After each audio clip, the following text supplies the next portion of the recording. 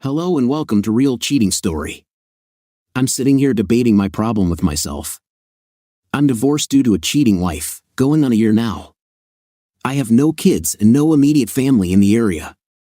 I'm telling you this because I find myself wanting another man's wife. I don't know if it's love, need, lust, infatuation, or just a simple desire to have her. Part of it, I know, is revenge. I don't know her that well, but I've seen her often when I go to lunch. She works in the same building as I do. I've been trying to gather as much information on her as possible. I'm determined to be with her, but the problem is, then what? It's a horrible feeling to want someone so intensely that I'd even consider doing something drastic if necessary. So far, I've learned she's around 30 years old, has a nice petite build, and is married to a guy who seems like a loser from what I can tell. They don't have kids, and she's somewhat of a flirt. Her husband? A loser, because he doesn't appreciate what he has and is willing to risk losing her. Worst of all, he's the guy who broke up my marriage. He was the one who got involved with my wife, and now I want to make him pay by doing the same thing to him. I figure if I manage to be with her, I'll be doing her a favor too. In case you haven't figured it out, I've gone a bit crazy ever since I caught my wife cheating. I came home early one day, just walked into the house, not really paying much attention, and headed to our bedroom to change. That's when I saw it, my wife, right there in the middle of the bed with another man. She saw me and screamed, and he, oblivious to my presence at first, thought he was doing a great job. I grabbed him by the shoulders, pulled him off her, and threw him to the floor. I wasn't done. I started hitting him, beating him until he was a mess. My wife just kept screaming. After I gave him a good beating, I dragged him to the door, tossed him out onto the street, naked. I threw his wallet and car keys onto the grass but left his clothes behind. He stumbled to his car, bruised and bleeding, and drove off. I didn't see or hear from him again until fate intervened later. After that, I walked back into the bedroom where my wife was hurriedly getting dressed, crying, "Kevin, it's not what it looked like. Please, let's talk. We can work this out." "Now what it looked like?" I asked. "It looked like you were with that guy in our bed. Were you with him or not?" "Please, Kevin, let me explain." I interrupted her. "Either you were or you weren't. Which is it?" "It's not that hard of a question." She hesitated, and I cut her off again. "Since you're having such a hard time answering that, our conversation is over. I'm going out to have dinner. You have 1 hour to grab your things and leave. If you're still here when I get back, I'm going to throw you out. That's the end of this conversation." And with that, I walked out. I waited 2 hours before returning, hoping she'd be gone. I'm a man of my word, and I would have forced her to leave if necessary, even though she was my wife. When I got back, she was gone, along with most of her personal things. She left a note. I didn't want to read it at first, but I figured I should. "Dearest Kevin, I made a mistake, a really big mistake. Jim doesn't mean anything to me. He was just an old school friend. We were lovers back then, before you and I met. You knew I had someone before we got married. It was Jim, my first love. Seeing him again just brought back memories. I should have known better, but things just happened. I'm so sorry for hurting you. Please reconsider taking me back. I promise to be faithful. I really do love you, Kevin. Love always. Rachel." The note just made things worse. Now, the guy had a name, Jim. I loved my wife, but I'm one of those people who believes that love can be completely lost. And in my case, it was. It was replaced by revenge. Revenge isn't necessarily something you want, it's just something you have to do. I would get my revenge. I called off work the next day, knowing I had to change our checking and savings accounts. I contacted most of the credit card companies and canceled them, keeping 2 that were in my name only for any expenses I might need. I'm hard-nosed, and I'm not afraid to admit it, that's just the way it is. Rachel's dad, George, called to ask what was going on between me and his daughter. I got angry and snapped, "What's wrong with you? You didn't have the guts to ask your own daughter?" "Well, let me tell you, George, I caught your precious daughter with another man in our bed. I'm not the forgiving kind, so I threw her out. She had a chance to take what she wanted, and I'm not giving her another dime. If she wants to take this to court, that's fine with me. Otherwise, leave me alone. I hung up the phone. 2 days later, Rachel's younger sister Karen called, asking if I'd talk to her for a few minutes. I told her to go ahead. She started off by saying how sorry Rachel was, but I cut her off. I don't care how sorry Rachel is. Do you have anything else to say? If you mention her name again, I'll hang up. Your sister doesn't exist in my life anymore. Karen asked if there were any of Rachel's personal items left at the house. I told her that Rachel had an hour to take everything she wanted, and if she forgot something, that was her problem. Karen mentioned a few items, and I could feel my anger rising. So I responded in the only way I knew how. Tell you what, Karen, you come over here, and maybe we can work something out. Otherwise, the stuff's going to the trash. She screamed back at me, how dare you talk to me like that? Wait until I tell my husband. I wasn't worried. Does that mean I'm not going to get a chance to see you? I joked. I always thought you'd be a bit more fun. Maybe send your husband instead, and I'll talk to him. I wasn't afraid of her husband, he was just a pushover, always doing what Karen told him. I knew he'd never show up at my door.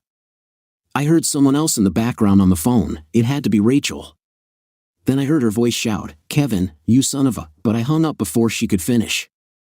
I called my lawyer, had him draft the papers, and gave Rachel nothing. We were renting the house, we each had our own car, and aside from the savings, there was nothing much left to divide. Rachel didn't fight the divorce, and I made it clear I wouldn't be talking to anyone in the family except Karen, and only if she met my conditions. Karen was attractive. She was a few years younger than Rachel, both of them good-looking, but Karen had an edge. I was getting ready to move out of the house since the divorce was already final. I called Karen and told her if she wanted to pick up her sister's stuff, she should come soon, or I'd throw it out. She agreed to come by that evening, and I made it clear Rachel wasn't welcome. When Karen arrived, she was alone. I asked where her husband was, but she said he was busy. I knew the truth, he was too scared to come. We walked into the bedroom where I had packed Rachel's things. Karen reached for one of the boxes, but I stopped her. Not so fast, you haven't paid for it yet. She looked at me, shocked. You can't be serious. I'm not going to do anything with you. I laughed. No one's talking about love. Let's be honest, you've been thinking about this for a while. It's just you and me here. No need to pretend. She glared at me, furious. You're just like your sister, I muttered under my breath as I turned and took some of her sister's stuff out to her car. When I came back in, Karen was fuming. You used me for your own pleasure. How can you be so cold, so heartless? What happened to the Kevin who used to care? He died, I said flatly. Your sister killed him. She did to me what I just did to your husband. You got what you wanted, just like she did. Now take her stuff and get out. Don't forget to tell your husband when you get home. He'll probably stay with you, he's weak like that. And don't come back here. I can't stand someone who cheats. Karen called me a scumbag as she grabbed the last of her sister's things and left. She was good company for a moment, but that's all it was, revenge. Nothing more. I knew from the start I only wanted her to settle the score with her sister. All I could think about was revenge, making the perpetrators pay for their actions, that was my goal. I knew it wouldn't solve my problems, but I felt like it was something I just had to do. Right or wrong, I was determined to extract my revenge. Her name was Carrie, a petite and attractive woman I saw nearly every day. Sometimes, an urge builds up inside you, a feeling you can't shake, and that's what happened whenever I saw her. She would come into the restaurant with her friends, laughing and enjoying life. One of those friends was Mara, someone I had known for years. We were friendly but not close, just the kind of relationship where we'd say hello in passing. Mara knew about my divorce. In a small town, everyone knows the rumors. One day, Mara came in alone at lunch. I asked her to join me since I was tired of eating by myself. She seemed a little wary at first, but I assured her it was just lunch. We talked about her family, her husband's promotion, and other everyday things. Eventually, she asked how I was doing since the divorce. Everyone knew Rachel had cheated on me, but no one knew the details. When people asked who the other person was, I'd always say it didn't matter. I shifted the conversation by asking about the new woman in their office. Mara told me her name was Carrie, and that she and her husband, Jim, had moved to town about a year ago. As soon as Mara mentioned Jim's name, something clicked, and I had to find out if he was the same man I suspected. If he was, there was no doubt in my mind, I would get even by going after Carrie. One afternoon, I was having lunch with a friend when Carrie and her husband walked in. My suspicions were confirmed. Jim was the man I had caught with my wife. Rage surged inside me, but I kept my composure. He didn't recognize me, having only seen me for a few seconds before I intervened, but I would never forget him. From that moment, my plan to get back at him was clear. A few days later, Carrie was alone in the restaurant. I seized the opportunity, introduced myself, and mentioned that I was friends with Mara to make her feel comfortable. We shared a laugh, and she eventually joined me at my table. As we talked, she revealed more about herself and her life, mentioning that her husband had a rough start when they moved to town. He had been attacked by two men, robbed, and left with stitches above his eye. That was the explanation I needed for why Jim had never reported me to the police. As our lunches together became more frequent, I started to like Carrie, really like her. She was kind, engaging, and I was torn between my desire for revenge and my genuine fondness for her. One day, I told her that I thought she was one of the most beautiful, kind-hearted women I had ever met, and that if she weren't married, I would ask her out. Carrie seemed nervous but honest as she told me she couldn't cheat on her husband. It wasn't who she was, even though her marriage wasn't perfect. Hearing this, I had to ask what was wrong with her marriage. With tears in her eyes, Carrie confided that she suspected Jim of cheating on her but wasn't certain. I gently took her hand, trying to comfort her. What kind of man would risk losing someone like her, I thought. My mind raced with thoughts of Jim, wondering if he had gone back to Rachel. At that moment, I realized I had to talk to Carrie about something serious, something I couldn't discuss over lunch. Asked if she would meet me after work. I needed her to trust me enough to have a private conversation, somewhere quiet. "Kevin, I can't go to your apartment." "What would that look like? What would people think?" I thought about Rachel for a moment. Why couldn't she have been as thoughtful as this? "Carly, it's extremely important that we talk. I care for you too much not to tell you what I know. Please meet with me. I think I trust you, Kevin. I do like you, but I don't know you well enough to be alone with you in an apartment. Can we meet here and talk in the car or at a restaurant?" "Okay, Carly. Let's meet here after work. I'll even buy you dinner." She smiled and said, "Boy, it must be important if you're willing to buy dinner," and laughed. I needed to get my thoughts in order. What would I say, and how would I say it? I didn't want to risk pushing Carly away. I wanted her for my revenge, but now I wanted her for myself. Yes, the old, hardened part of me, Kevin, was falling for another man's wife. Damn it, this wasn't supposed to happen. I was just supposed to get her attention, make her husband suffer, and laugh. Why did it have to be her? We met for dinner, and Carly told me she had spoken to Marge, who mentioned my divorce and how I had discovered my wife with another man. She said it must have been awful seeing that in my own home. She expressed how sorry she felt for me and how afraid she was of finding out something similar about her husband. She didn't know how she would handle it. "Carly, there are a few things I must tell you about myself. I know you're married, but I'm falling in love with you. Please, Kevin, don't say more. I'm a married woman. Carly, I have to tell you. You need to hear this. I'm falling in love with you, but I'm not proud of myself. I've become bitter. Finding my wife with another man did that to me.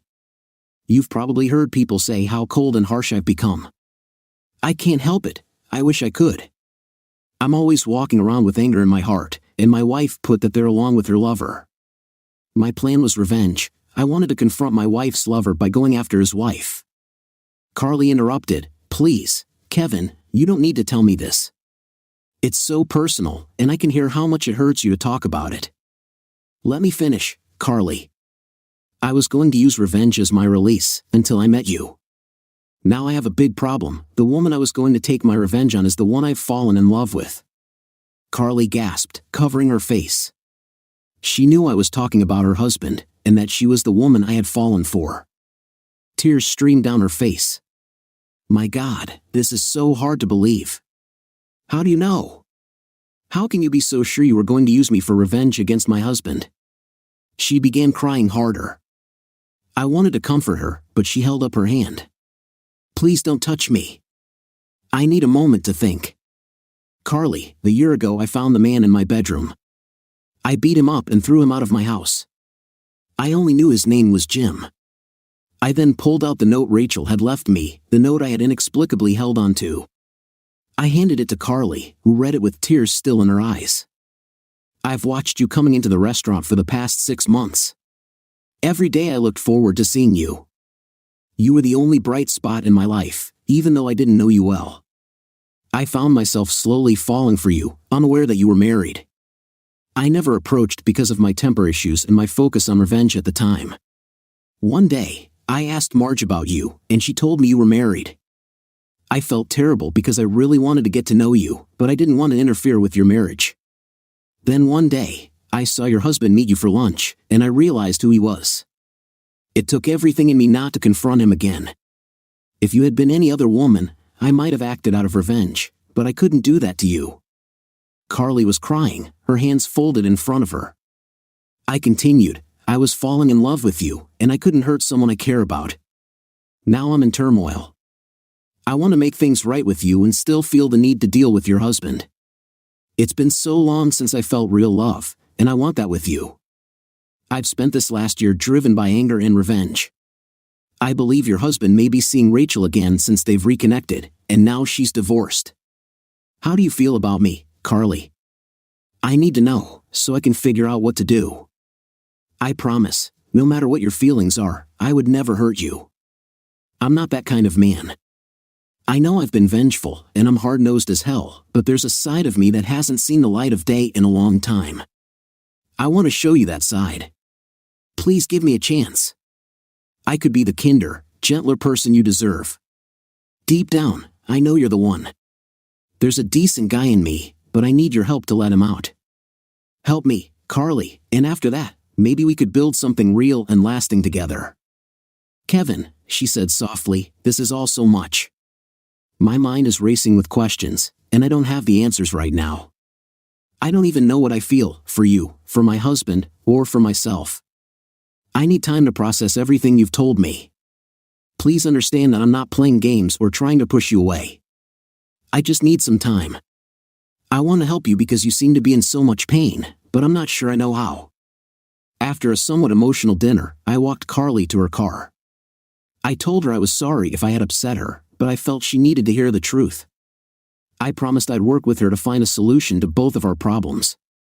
Maybe it wasn't the best time to tell her about my growing feelings, but I couldn't keep them inside any longer. I just wanted her to know. She let me give her a light hug before she left, but I felt like I hadn't solved anything, maybe even made things worse. The next day, I couldn't wait to see her again. I went to the restaurant where we usually had lunch, but she never showed up. My mind raced with fear. Did she confront her husband? Did something happen to her? I was anxious, unsure if I should call or wait another day. I struggled to focus on anything else that day, Carly dominating my thoughts. That evening, my phone rang. It was Carly, and she sounded upset. Kevin, I need to see you. I know I said I wouldn't come to your place, but things have changed.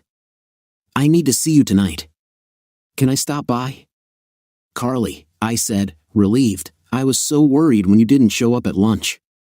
Did something happen? Did he hurt you? If he did. No, Kevin, she interrupted, I need to talk to you. Come over now. I'll be here waiting. I hung up, and a moment later, the doorbell rang. I opened it to find Carly standing there, a smile on her face. I followed you home because I needed to know if you were genuinely interested in helping me. When you answered the phone the way you did, I could tell you were being honest. I'm sorry for putting you through that little test, but I had to be sure. God, I was so glad to see her. I pulled her into a big hug. She felt so good in my arms. "Why didn't you go to work today?" I asked. She replied, "Last night, I spent the whole evening trying to clear my head." Jim came home late, using his usual excuse of working late. I tried to be affectionate with him, but he wasn't interested. He just said he was tired and went to bed. I thought to myself, if a man turns down someone like Carly, something's definitely off. Carly continued, "This morning, I waited for Jim to leave for work. I decided to do some detective work. I started searching through the computer files, looking for anything unusual. Since I work on computers, I know my way around them. Because of the information you gave me, I was able to trace a few files. Here's what I found." She handed me a pile of documents, explaining them so I wouldn't have to read through all the details. She looked at me seriously and said, "First, I need to tell you that I don't love Jim anymore. After everything I discovered about him, I think I actually despise him. I don't like feeling used, and that's one of my concerns with you. I care for you, but another part of me worries that you just want to use me for revenge and then move on." I took her hands and held them gently. "For now, I want to keep our relationship in a safe place," she said. "If you care for me like you say, let's wait until our lives become clearer before we proceed. What do you think?" I smiled at her, feeling hopeful. That's all I ask for, a chance to prove myself. I really do care about you. And if I start moving too fast, just tell me to slow down. Can we seal our agreement with a kiss before we dive into your detective work?" She grinned at me, playfully shaking her head. "No, let's get started. My husband applied for this job here. He wasn't just transferred like he said. He asked to be transferred. That was his first lie. This is his old hometown where he grew up. I didn't think much about it then. I just assumed he wanted to return to familiar ground. I loved him, so I agreed to the move. He went to his class reunion about 16 months ago. Did your ex-wife go to it? And did you attend?" I replied, "I had a family engagement that weekend. It was my mom's birthday. I skipped the reunion because I thought they were usually boring anyway. But now that you mention it, my wife did have a reunion. I had an out-of-town business trip that weekend and asked her to come along, but she said she wanted to catch up with her old friends. I never thought anything of it until now." "Wow, you're a pretty good private investigator. Here's a copy of some emails between them just before the reunion," she said. "They're not love letters, but it's clear they were expecting to see each other. And here are a couple of emails after the reunion. As you can see, when you caught them together about 4 months later, it wasn't their first time meeting up, they had been involved for 4 months already." I felt my anger rising as I realized I had been misled. Hearing her say, "Oh honey, it's not what you think, it just happened," only fueled my frustration. I thought my revenge against her was over since we were no longer married, but now everything had changed. Carly could see the hurt and anger in my eyes. I told her, "I'm not mad at you, but being betrayed by my ex-wife really gets to me." Then I looked over at Carly and said, "I really need a kiss right now to calm me down, or I might just punch a hole in the wall." I stood up and walked toward the wall when she called out, "Stop, you idiot. I'll kiss you." She got up, came to me, wrapped her arms around me, and kissed me gently for a few seconds. When our lips finally parted, I looked into her eyes and leaned in to kiss her again, this time with a bit more feeling. As we separated the second time, she smiled and said, "That's enough, Tiger. I'm only human too." We sat back down, and I thanked her. She met my gaze and replied, "My pleasure.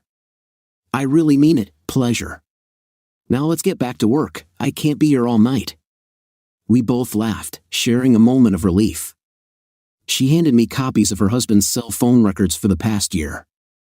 As you can see, this number is called almost daily.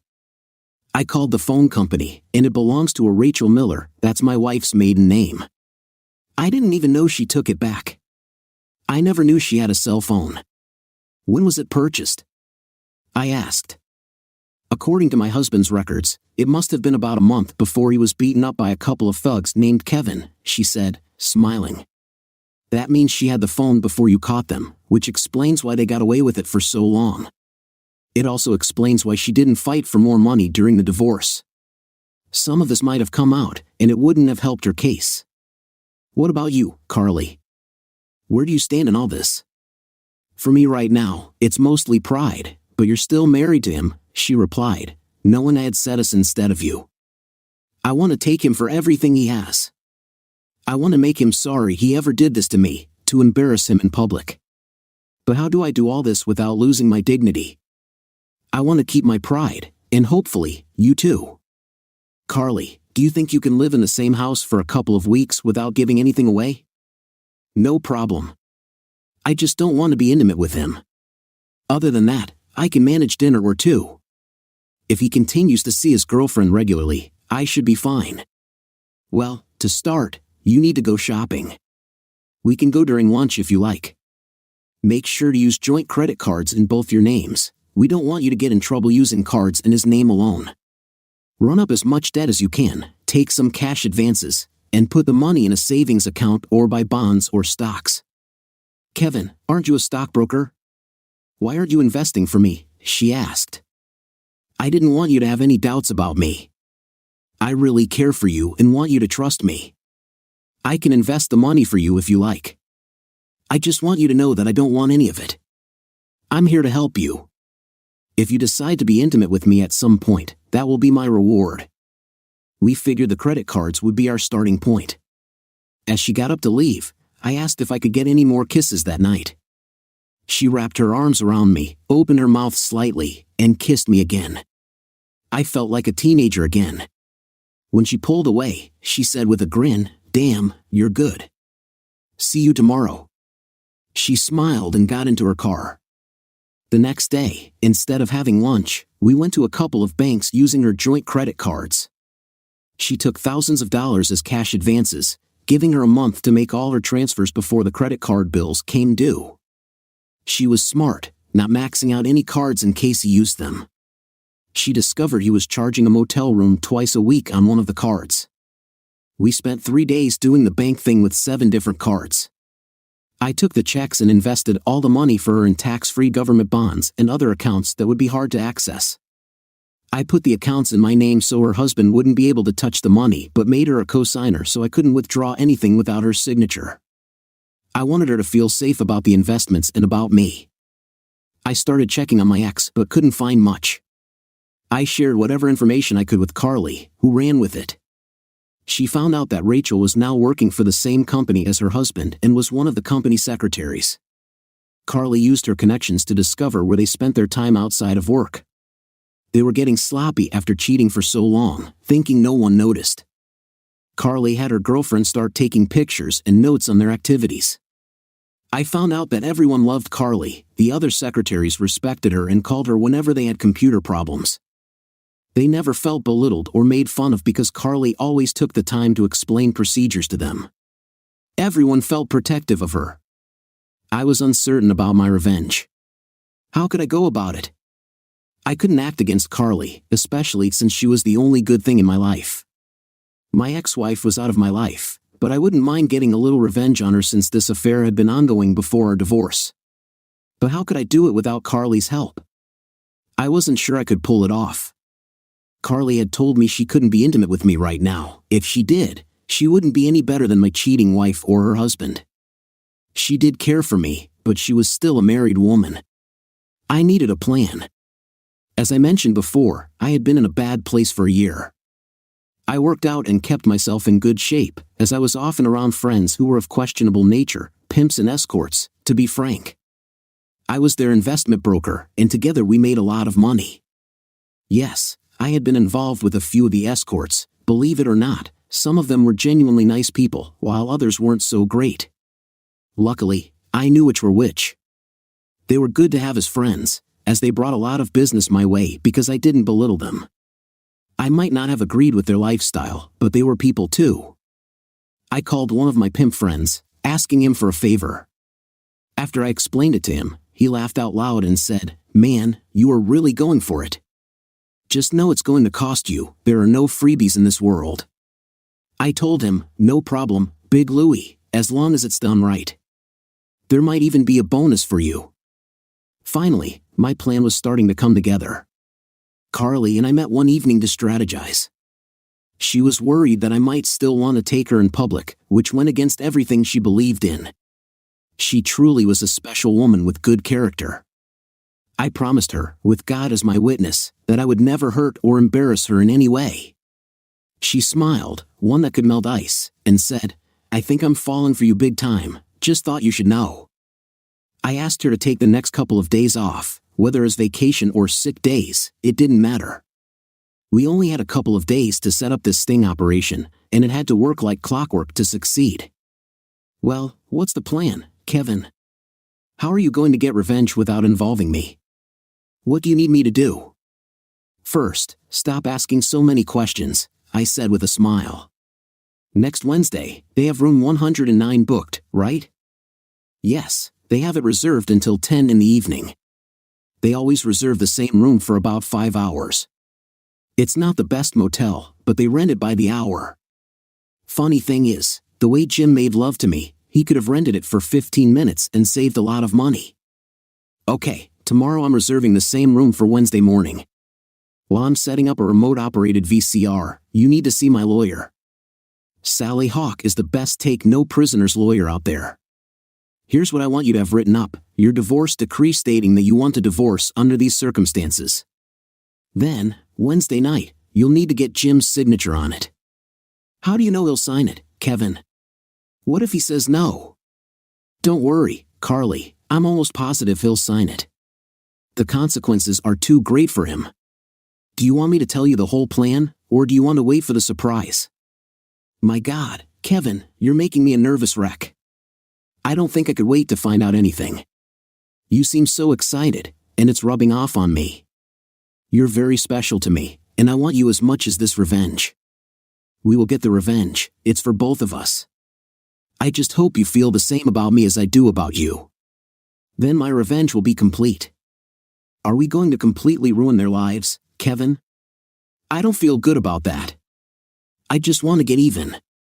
We're going to put their lives in turmoil, but their lives will go on unless they're foolish enough not to sign your divorce papers. Okay, sweetheart, here's the plan. They usually meet between 5 and 6 since Jim typically arrives about half an hour before Rachel. We're going to set him up. I have my friend Big Louie stopping by to pay Jim a visit. He'll have Sally and Sue with him, 2 escorts who aren't working right now due to a health issue. I'm paying them to have unprotected interactions with Jim." "Big Louie, how do you know these people, Kevin?" "They're my clients. They bring in a lot of money, and I help them invest it. When Rachel shows up, she'll have a choice, be with her lover Jim or let Big Louie take his chance. During all this, you and I will be in the van, running the remote control. When the time is right, you'll walk in, catch them in the act, and ask for a divorce. Then you'll go over to the closet and give Jim a choice, sign the divorce papers or I'll leave with the tape and send a copy to his employer and the company's home office. The choice will be his. After that, you'll come back to the van. Big Louie will be there to protect you from any harm and won't leave until you do. What do you think, Carly? Is it a go?" She smiled at me and said, "You're doing this more for me than for yourself, aren't you? God, you know there's another side of you, and I'm beginning to like it very much. It's a go." Over the next few days, we set everything up. Carly met with Sally Hawk, our lawyer, who wanted to be there personally to serve Jim with the divorce papers. There was no doubt she would get his signature on the legal document. She was the most well-known divorce lawyer in the state. Sally thought this was such a cool plan and mentioned that we had sent her a lot of business over the years. She was a good friend and wanted to be part of the sting. Big Louie was ready.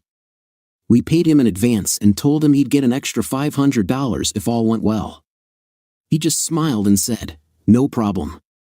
I went over to the motel and rented the room for the afternoon on Wednesday. The desk clerk informed me I had to be out by 4 p.m. because the room was already booked. I met up with Carly, and we went to a nice restaurant for lunch. To my surprise, I spotted my ex-sister-in-law having lunch with a man who wasn't her husband. I told Carly who it was, and she asked if it would interfere with our plans. I explained that the man with Karen was not her husband, so since she didn't know Carly, we could enjoy our lunch. When Karen saw me, she looked horrified, caught in the act. I could see she was extremely nervous, wondering who I was with. Carly quickly caught on. She moved into the seat next to me instead of across from me and turned my face toward her, kissing me passionately. Not only was Karen watching, but so was everyone who could see us. Carly pulled back and smiled, saying, "Think that got anyone's attention?" Then she kissed me again, stopping when the waiter made some strange noises. I looked at the waiter and said, "She is one beautiful woman, isn't she?" He replied, "Yes, she is, sir." I turned to Carly and said, "She belongs to me, don't you, sweetheart?" "Only you, baby." "I belong only to you," she smiled. I hoped it was true, knowing she was putting on a show for my ex-sister-in-law to give her something to talk about. Karen never did come over to see us, which made me wonder why. Carly and I finished our lunch and then headed out the door. We stopped by an electronics store to pick up the equipment we needed. As we were checking out, Carly said the kiss in the restaurant was genuine. She meant it even though it was partly to spite my ex-sister-in-law. Wednesday morning came, and Carly and I were both on edge. Any sting operation raises the nerves. Every detail had to be timed and executed perfectly. Carly met with Sally to ensure the divorce papers were in order. I went to the motel room and set up the video equipment, parking the rented van just around the side of the building so it wouldn't attract attention. That evening, I went with Carly to see Big Louie. When he saw Carly, he exclaimed, "Man, who's the beautiful lady?" I introduced Carly, and although she was nervous, Big Louie had a way of putting people at ease. Standing about 6 feet 6 inches and weighing in at around 320 pounds, he was an impressive figure, but he was also very smart. He had a master's degree in business and was worth millions. I knew this because I was his finance broker. He could see Carly's nerves and reassured her, "Don't worry, little lady, no one's going to hurt you. Kevin's my friend, and I respect him. I'll make sure you're protected." She felt a little better and thanked him for his kindness. Lou said he and his girls would show up around 5:15 p.m., wanting to give Jim a few minutes to get settled. Earlier in the day, Carly had applied some of her computer expertise, sending an email to both Jim and Rachel.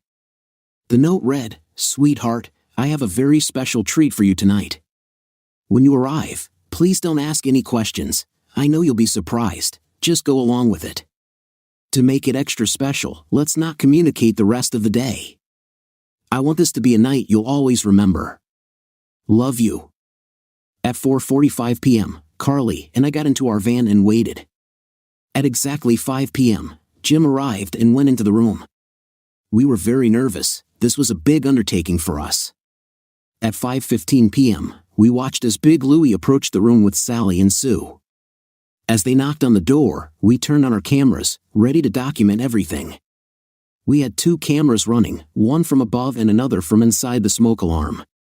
The picture quality was surprisingly good for a pinhole camera.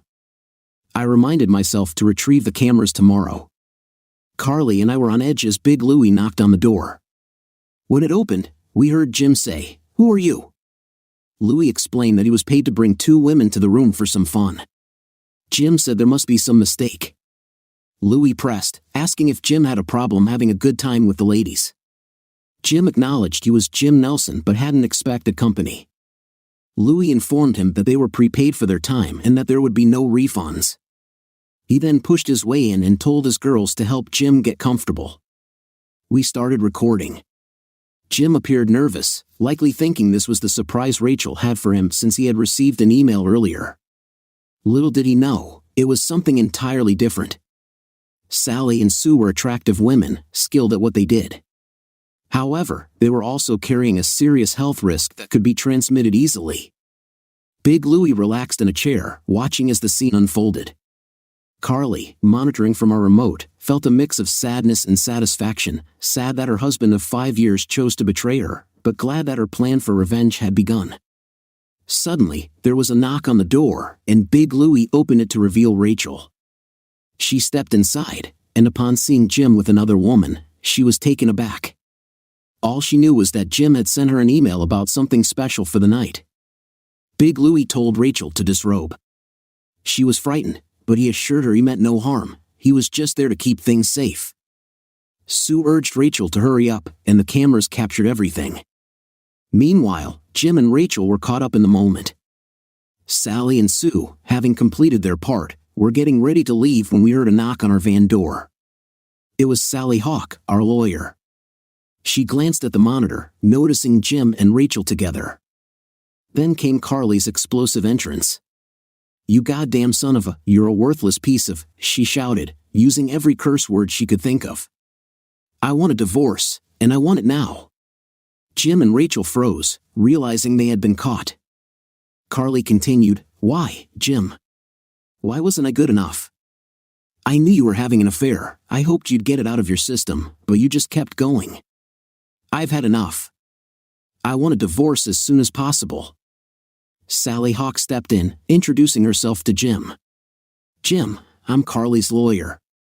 The terms of the divorce are clear. Carly will go home tonight and have 24 hours to gather her belongings. You will not be there when she returns. After that, she will never come back to this apartment, which is in your name, so you can have it." Sally continued, "You are responsible for all bills due before today, including any credit cards held in your name or jointly. Carly will return all joint credit cards tonight and will no longer use them. She'll be responsible for any cards solely in her name. Each of you has your own car and will be responsible for your vehicle's insurance, payments, and upkeep. Lastly, the savings account with a balance of $88,000 will go to Carly, who will withdraw the money from the account tomorrow.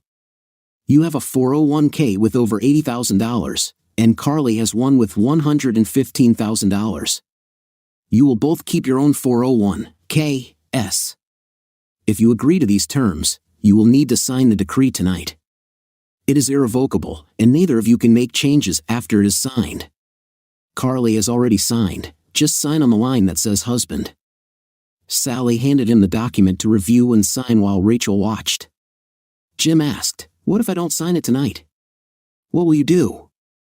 Sally replied, "That document will be voided in 5 minutes when I leave. Then we'll go to court and request the same benefits, but we'll ensure to get half of your 401k. This is a good deal for you, so I advise you to accept it." Carly walked over to the closet and produced a tape. "This is a recording of tonight's events, and it will be part of our divorce case." Jim responded, "I'm not that foolish. You can't use that tape. It was taken without permission." Sally laughed, "You really are mistaken. We won't use it in the divorce, but we'll make copies and send it to your company. I'm sure they wouldn't approve of their married employees having affairs." Jim stepped toward them, but Big Louie re-entered the room. "You weren't going to hurt my friends, were you?" Jim backed off. "Well, Jim, you have 3 minutes to decide, and then we will be leaving," Sally stated. Rachel turned to Jim and whispered, "Sally Hawk was my husband's lawyer, and I didn't get a dime. She's one of the best in the state. You better take that offer or you'll be in serious trouble. Plus, we'll lose our jobs if that tape gets into the wrong hands." Sally interjected, "1 minute, and then we're out of here. See you in court." As they turned to leave, Jim called out, "Wait, I'll sign it, but only if I get the tape." Carly looked at Big Louie and handed him the tape. "After Sally and I walk out of here, you can give this tape to him." She also handed him an envelope with a promised bonus of $500. Sally reiterated, "This document is irrevocable. If you have any questions, you must contact me. You are not to bother Carly in any way, or I will have you arrested. If you understand everything I've said, then sign the document, and I'll give you a copy along with the tape and joint credit cards. Remember, Carly has 24 hours to take whatever she wants from the apartment. Your divorce is considered no fault and should be finalized within 2 months."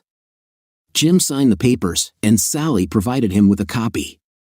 Carly and Sally then walked out the door. Shortly after, we saw Big Louie hand the tape to Jim before exiting to join his companions. Carly and Sally got back in the van, both smiling. Carly gave me a quick kiss. Everyone seemed happy until Sally added, "Kevin, until the divorce is final, you cannot see Carly. We can't have anyone seeing the two of you together. As long as you two aren't linked, everything should go as planned. I know we will face challenges with the credit card money being taken out in the last 2 weeks, but our documents are on our side unless someone thinks Carly is trying to defraud the banks. That's why I let Jim keep his 401k. There's enough money there for the banks to go after him if he tries to file for bankruptcy.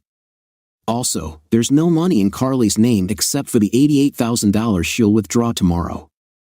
I suggest keeping it in the same bank, but only in your name to lessen any questions. Sally continued, after the divorce, there should be no more problems, and you two can reconnect if you choose. That will be up to you, Kevin. You mentioned that your employer asked you to go to another state to set up a brokerage firm for a couple of months. I advise you to take that opportunity as soon as possible. Carly will be fine. I'll keep an eye on her. I hate to say it, but right now, you are her biggest problem. Of course, I can't force you to do anything, but I highly recommend it. Carly was in tears, so I held her close. I knew Sally's words were true. I was the weak link in the chain. I kissed Carly goodbye and told her to contact me after the divorce. I would wait for her. Sally drove Carly home so she could collect her belongings. They had picked up a U-Haul earlier to help her move. Sally mentioned I could call her if I needed to talk or wanted updates on Carly. After the girls left, I checked the monitor and noticed that Jim and Rachel had gone. I gathered my equipment and took an extra copy of the tape, just in case we needed it later. Funny how no one ever questions if there's a second copy, 2 cameras, 2 recording machines. I collected everything and headed home, feeling both happy for Carly and sad for myself. The next day, I talked to my boss about the temporary job in Chicago, which I would be leaving for on Friday. I genuinely hoped everything worked out for Carly. She truly was a wonderful person. It seemed like she had achieved her goal while I was left feeling out in the cold. Helping Carly had been enjoyable, and I realized I loved her. When I arrived in Chicago, I threw myself into work, starting a new brokerage firm from scratch. If I wasn't busy with work, I was in my room, missing Carly. Over the next couple of weeks, I often wondered how she was doing. One day, I called Sally Hawk. She was glad to hear from me and mentioned that everything was going as expected. Jim had hired a lawyer and wanted to fight the decree, but Sally advised him against it, knowing he wouldn't stand a chance against her. Sally shared that Jim was making accusations about Carly, claiming she had set him up, but he had no proof. She told Jim that if he continued with his accusations, she would take him to court, as she was fed up with his complaints. On another note, Sally informed me that both Jim and Rachel had acquired syphilis and were undergoing treatment, which brought a smile to my face. Carly had moved into a nice apartment near her work, taking about half of her belongings from their old place. For her safety, she was advised not to mention me, as they wanted to avoid any connections that could raise suspicions. Sally did mention that during their one-on-one talks, Carly expressed that she missed me and thought I was a really nice guy. Time seemed to drag on while I was in Chicago. I didn't feel much better than I had before all this drama unfolded. At least back then, I could see Carly daily. I visited my parents for Thanksgiving to escape for a few days. It was nice to spend time with family, and I even took my sister shopping, picking up gifts for everyone. I stopped by a jewelry store and bought an engagement and wedding ring for Carly, hoping that someday she would say yes. After the Thanksgiving holiday, I returned to Chicago, expecting to be there for another 3 weeks. The cold, windy loneliness of the city weighed heavily on me. The city lights looked beautiful, but they felt empty without someone to share them with. My colleagues and I successfully got the business off the ground, attracting plenty of clients eager to invest before the year's end. Upon returning to Ohio 2 days before Christmas, I called Sally Hawk. I didn't have Carly's new number, but I hoped to hear some good news. Sally was happy to hear from me and asked about the business. When I inquired about Carly and the divorce, there was a moment of hesitation before she confirmed it was finalized just 2 days prior. She couldn't give me Carly's phone number, but she offered to let Carly know I was back in town. I thanked her and hung up, unsure of how to feel about Carly's new status. Eager to see her, I decided to visit our favorite restaurant where we used to meet for lunch. My friend Marcia spotted me and came over to chat. I learned that Carly had taken the divorce hard and had been focusing on work, turning down dates and not looking as happy as before. Marcia said everyone still cared about Carly and hoped she would find someone who truly deserved her, considering the difficult situation with her ex-husband. I asked Mara if Carly was working today. She replied that Carly had received a call about an hour ago and left for the afternoon, not returning until after Christmas. I wished Mara a Merry Christmas and asked her to say hi to her family for me before heading home. Upon arrival, I found nothing on the answering machine, which started to depress me. Just as I was feeling low, the phone rang. I jumped up, hoping it was Carly, but it was just another telemarketer. Frustrated, I slammed the phone down. I knew Carly needed to call me about her investments, but in reality, she didn't have to. Other agents could update my files while I was away. Deciding to check in, I quickly rang the office, but all I got was voicemail. I glanced at the clock, surprised to see it was already 5:12 p.m. The office would be closed until Monday for the holidays. I felt a wave of frustration wash over me. Did I still have her, or had I lost her? I needed to know something to make it through this weekend. Then, the phone rang again. I rushed to answer, and this time it was Sally, my lawyer. She called to let me know she had informed Carly that I was back. She also wanted to share that everything regarding the divorce was final. Jim couldn't file any more motions. He had to cash in more than half of his 401k to settle the credit card charges. I thanked Sally for the update and wished her a Merry Christmas. A knock at the door interrupted me. It was Mary, my neighbor, who collected my mail and tidied up my apartment while I was away. I invited her in for a few minutes. Mary was a lovely older woman who cleaned apartments to supplement her income, usually coming twice a week. She handed me my mail and offered me a tray of homemade cookies for the holidays. I quickly got an envelope with 3 crisp $100 bills as a Christmas gift for her. She smiled and thanked me before leaving. We definitely need more kind people like Mary in this world. Feeling hungry, I called the local pizza shop to order a pizza for delivery and asked them to pick up a 12-pack of Miller Lite beer on the way. That's one of the perks of living in a smaller city, those hometown conveniences. I turned on the TV to catch the latest news while waiting for my pizza. About half an hour later, the doorbell rang. I got up to answer it, expecting the pizza delivery. To my surprise, it was Carly, beaming at me with a big smile. Tears welled in my eyes as I said, "I thought you were the pizza guy." She replied with a laugh, "Sorry to disappoint you, no pizza, just me." I pulled her into the living room and hugged her tightly. "I missed you, Carly. I missed you terribly. It's so good to see you again." She looked ready to speak when the doorbell rang again. I opened it to find the pizza guy had arrived with my order. After quickly paying him, I turned back to Carly and asked, "Are you hungry? We've got pizza and beer." Carly smiled and said, "You really are a funny guy." I was all prepared with what I wanted to say, but now I can't even think straight. "I have a couple of things to tell you, and then we can enjoy the pizza while it's still hot. I know you hate cold pizza." "Okay, big guy. I missed you too, by the way. In case you didn't hear, I'm now a divorced woman," she said. "I just found out today you were back. I didn't want to leave you a voicemail, that would have felt too tacky. I left work early after Sally told me you were home. I went out to buy you a kind of Christmas present. You'll see it after we eat." As I got us some paper plates, I asked, "What kind of present?" She just smiled that warm, inviting smile and said, "You'll see. Now eat your pizza and pass me a beer." As we enjoyed our meal, we talked about her job and how well it was going.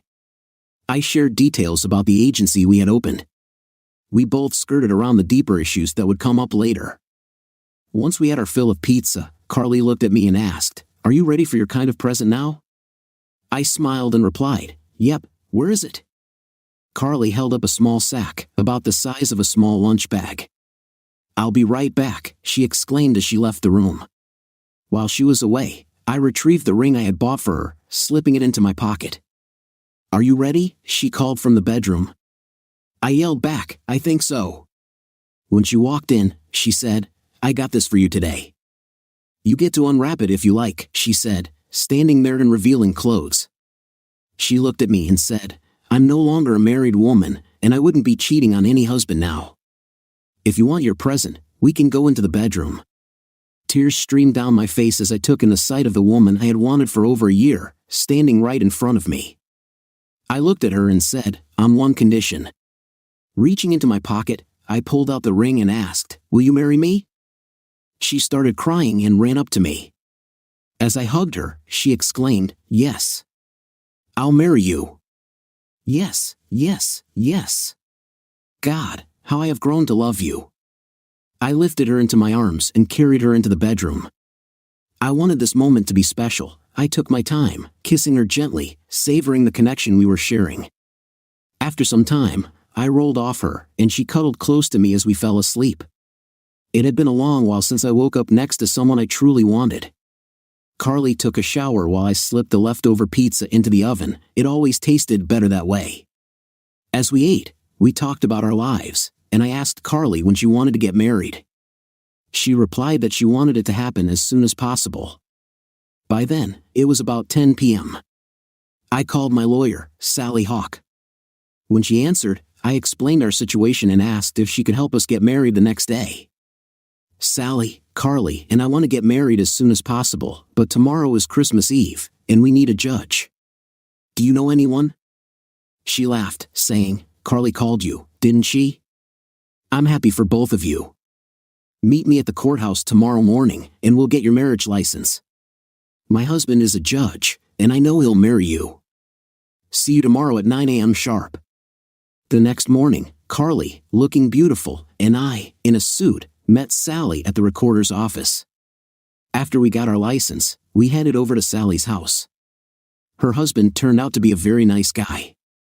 Carly didn't have much family nearby, just a few distant cousins, so we decided to surprise my family in Michigan with the news of our marriage. They were overjoyed. Ecstatic would be a better word. How could they not love Carly? She was definitely part of the family. After Christmas, we returned home, ready to start our new life together. We began moving her things into my apartment, enjoying every moment. The women at her work were thrilled for her and remarked that the old Carly was back. When Mara found out I was now her husband, she was surprised but relieved to hear that I had changed. Carly reassured her, "Don't worry, Mara, he's a sweetheart, and I love him dearly." With the New Year's Eve party approaching, I asked Carly if she wanted to go to the bash of the year. I wanted to show her off to everyone, especially since our ex-spouses might be there.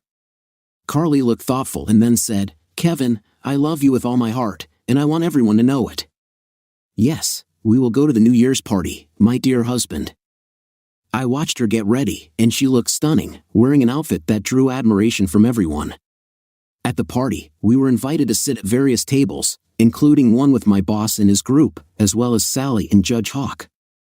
I leaned over to Sally and complimented her, saying I had never seen a lawyer look that good. As the night progressed, we danced together, and when other men asked Carly to dance, she always replied, "Not this year. I only want to dance with my husband." We made a couple of exceptions for special friends, but this night was about us. While dancing, we unexpectedly encountered Karen, my ex-wife's sister. She looked surprised and exclaimed, "Oh my God, it's Kevin!" Karen exclaimed. I looked over at her and replied, "Well, good evening, Karen, and Happy New Year to you." Turning to my wife, I said, "I'd like to introduce you to my wife, Carly." Carly smiled warmly and said, "Carly, this is Karen and her husband." Bob reached forward to shake Carly's hand and introduced himself. "My name's Bob." Carly gave her signature smile and responded, "Glad to meet you, Bob and Karen."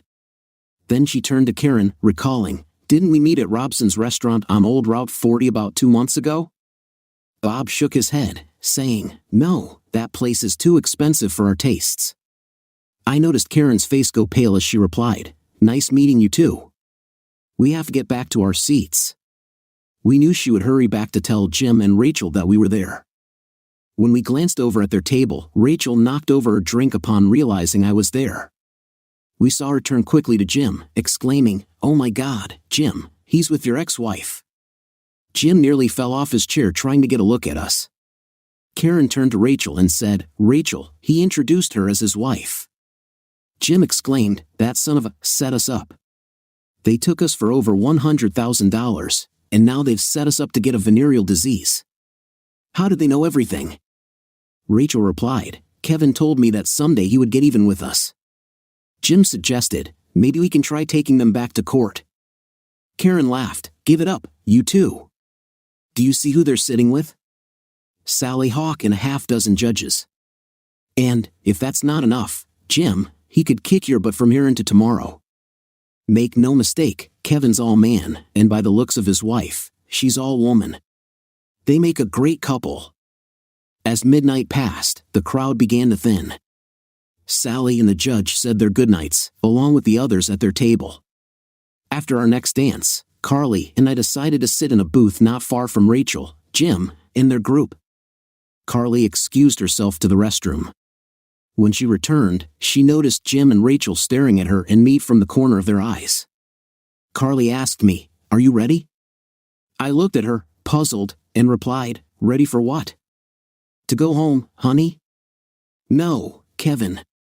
Are you ready for your revenge?" Then, right in front of Jim, Rachel, Karen, and Bob, she spoke loud enough for everyone at the table to hear. "Happy New Year, lover. Who says revenge isn't sweet? Happy New Year." Dear listeners, please share your thoughts in the comment section below and don't forget to like, share, and subscribe.